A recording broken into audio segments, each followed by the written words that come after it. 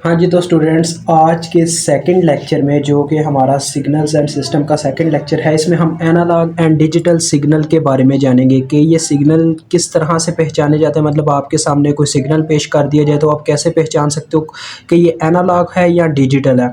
तो देखो स्टूडेंट्स, जैसा कि आपने ये वर्ड तो सुना ही होगा कि आज जो ज़माना है वो जदीद ज़माना आ चुका है, मतलब कि डिजिटल हो चुका है। इसका क्या मतलब होता है? मतलब कि हम मेजरमेंट्स कर सकते हैं। डिजिटल का ये मतलब होता है, डिजिटल मीन्स जैसे आप कह लो कि डिजिटल थर्मामीटर होता है। तो यानी कि डिजिटल थर्मामीटर उसे क्यों बोला जाता है? क्योंकि उस थर्मामीटर के अंदर आपको हर पॉइंट पे टेम्परेचर के बारे में पता होता है कि इस बच्चे का, अगर फॉर एग्जांपल आप एक बच्चे को क्या करते हो, थर्मामीटर लगाते हो तो उसका आता है कह लें कि फ़ारेनहाइट में बताते हैं। चलो मैं डिग्री सेल्सियस में बोलता हूँ, 25 डिग्री सेल्सियस एक बच्चे का है।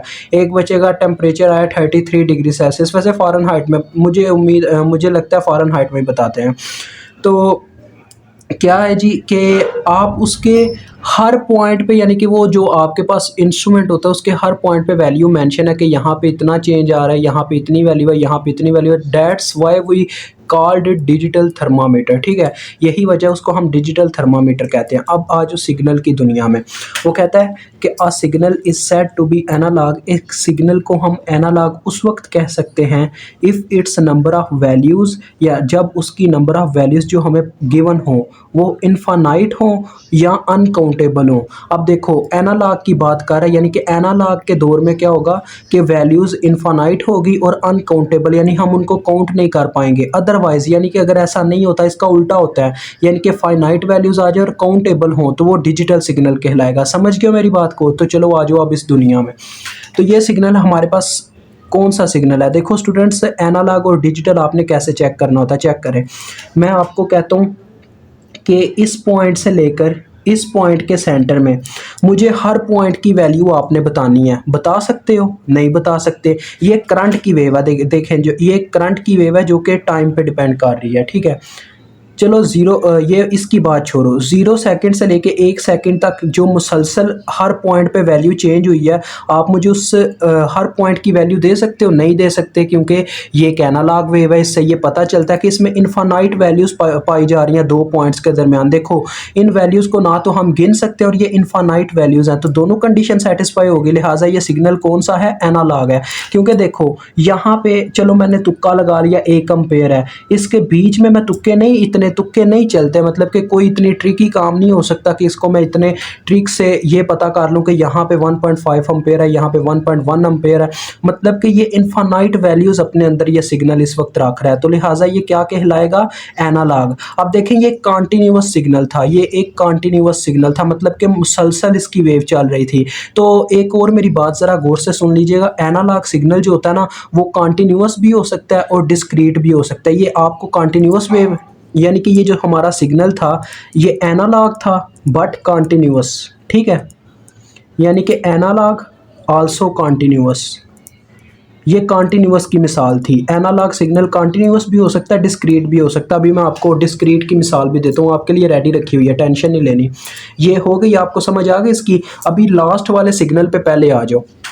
ये सेंटर वाला ना डिस्क्रीट की मिसाल है, सॉरी उसकी मिसाल है, क्या नाम है, डिजिटल की। डिजिटल वैसे डिस्क्रीट ही होता है, मैंने अंदाज़ा लगाया इस चीज़ का। ये देखो ये लास्ट वाला सिग्नल।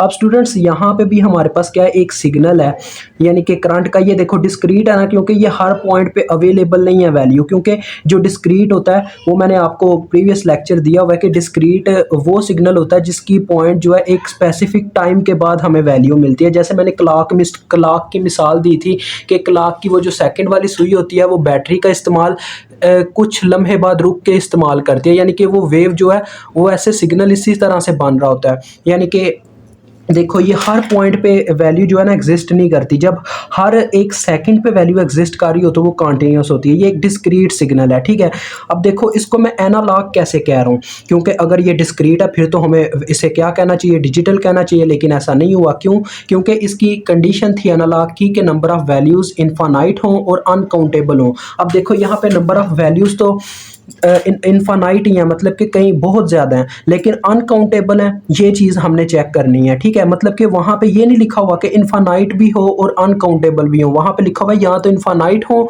या अनकाउंटेबल हो। आप पढ़ सकते हो यार। ठीक है, दोनों में से एक कंडीशन भी सेटिस्फाइड तो क्या होगी, एनालॉग होगी। तो देखो ज़रा, अब स्टूडेंट्स यहाँ पे लिखा हुआ है ये करंट की ये भी वेव है, मैंने तीनों करंट्स की वेव ली हैं मिसाल के तौर पे। यहाँ पे 5 एम्पेयर मेंशन था, यहाँ पे 10 एम्पेयर और नीचे -5 एम्पेयर और -10 एम्पेयर। अब देखो मैं यहाँ पे ये देखो ये जो फर्स्ट इसका सिग्नल आया, मैं यहाँ पे मेजर कर सकता हूँ कि यहाँ पे कितनी वैल्यू होगी करंट की। मुझे तो यहाँ पे एग्जैक्ट मेंशन ही नहीं है कि इस पॉइंट पे कितनी वैल्यू है, यानी कि ये अनकाउंटेबल वैल्यू है। आगे दूसरी चेक करता हूँ, ये भी अनकाउंटेबल है, देखो ये भी मेंशन नहीं है। ये चलो ये तो मुझे पता चल रहा है 5 एम्पेयर है, लेकिन इसमें अनकाउंटेबल वैल्यूज आ रही हैं, ये भी अनकाउंटेबल है। देखो ये 5 और 10 के सेंटर में वेव है, सिग्नल जो आ रहा है, वेव भी कहते हैं सिग्नल को। तो ये जो सिग्नल है ये वाला, ये भी 10 के सेंटर में आ रहा है, ये एग्जैक्ट 10 से ऊपर थोड़ा जा रहा है। तो मुझे हर एक पॉइंट की एग्जैक्ट वैल्यू नहीं पता चल पा रही, मतलब कि ये वैल्यूज अनकाउंटेबल है, मैं इनको काउंट नहीं कर सकता, मुझे ये नहीं पता चल सकता कि हर पॉइंट पे क्या क्या वैल्यू बनती है। तो लिहाजा ये भी सिग्नल हमारा एनालॉग है लेकिन डिस्क्रीट है, ठीक है। सिग्नल डिस्क्रीट है लेकिन एनालॉग है क्योंकि इसकी वैल्यूज़ अनकाउंटेबल हैं। अब मैं आता हूँ आपको लेके डिजिटल सिग्नल की तरफ। डिजिटल मैंने पूरा अंदाज़ा लगा लिया स्टूडेंट्स, डिजिटल सिग्नल हमेशा आपके पास डिस्क्रीट होता है, वो कॉन्टिन्यूस नहीं होता, ठीक है। ये देखो ये मैंने एक और करंट की वेव सेंटर में रखी थी। अब यहाँ पे ज़रा इसके सिग्नल चेक करना, ये 1 एम्पेयर, 2 एम्पेयर, -1 एम्पेयर, -2 एम्पेयर, ये वैल्यूज़ मेंशन है, ठीक है, ये मैग्नीट्यूड मेंशन है। अब हम टाइम की जितनी लंबी वेव है, मुझे नहीं पता अब कितनी देर तक ये सिग्नल चले हैं, मैंने बस एक एग्जाम्पल लिया। देखो इसकी जो फर्स्ट सिग्नल आया वो 1 एम्पेयर पे आया, मुझे इसकी एग्जैक्ट वैल्यू पता चल गई, मतलब ये काउंटेबल हुई। आगे नेक्स्ट चेक करता हूँ, ये जो वैल्यू है ये डायरेक्ट 2 एम्पेयर पे गई, ये भी मेरे पास काउंटेबल है, दूसरी भी काउंटेबल है, ये भी 2 एम्पेयर पे, ये भी 1 एम्पेयर पे, ये भी काउंटेबल है। तो देखो हर एक वैल्यू यहाँ पे जो मेंशन है वो एग्जैक्ट उसी क्राइटेरिया पे उतर रहा है जो हमें वैल्यूज़ दी गई हैं, ठीक है, यानी कि उसी स्केल पे वैल्यूज़ आ रही हैं जो उन्होंने मेंशन किया हुआ है।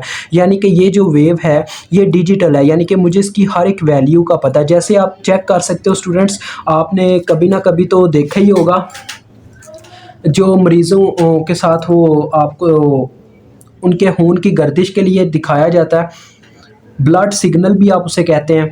तो वहाँ पे भी हर एक चीज़ मेंशन होती है कि ब्लड प्रेशर कितना है इस वक्त, इसकी हार्ट बीट कितनी है, तो उसे भी डिजिटल बोला जाता है। उसे डिजिटल क्यों बोला जाता है? क्योंकि हर वैल्यू हमें वो बता रहा है एट अ टाइम, यानी कि हर लम्हा व लम्हा, तो दैट्स वाई वो भी डिजिटल कहलाता है। तो ये सिग्नल क्या है जी? डिजिटल है। डिजिटल सिग्नल आल्सो डिस्क्रीट, यानी कि ये एक डिस्क्रीट सिग्नल है। डिजिटल सिग्नल हमेशा डिस्क्रीट सिग्नल ही होगा, ऐसा नहीं हो सकता कि एक एनालॉग यानी कि एक कॉन्टिन्यूस सिग्नल डिजिटल हो जाए, ऐसा बिल्कुल नहीं हो सकता। तो देखें जी, आपको मुझे उम्मीद है समझ आ गई होगी। अभी आपसे इजाज़त चाहता हूँ। अल्लाह हाफिज़, अस्सलाम वालेकुम।